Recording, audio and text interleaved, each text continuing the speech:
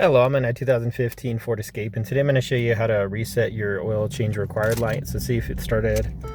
You'll see here oil change required. So we're going to reset that.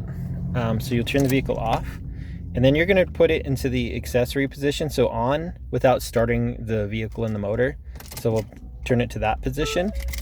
And at the same time you do that, we're going to press and hold both the gas pedal and the brake pedal with both our feet and just hold them down. So we'll do that now. And if you need to reset your system to make sure your vehicle's off, you can open the door. All right.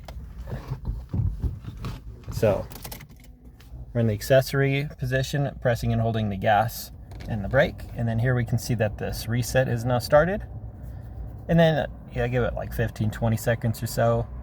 And then it'll give you a confirmation once it's reset. So we'll just wait here, keep holding the brake and gas pedals with your feet, and reset complete. So we're all set.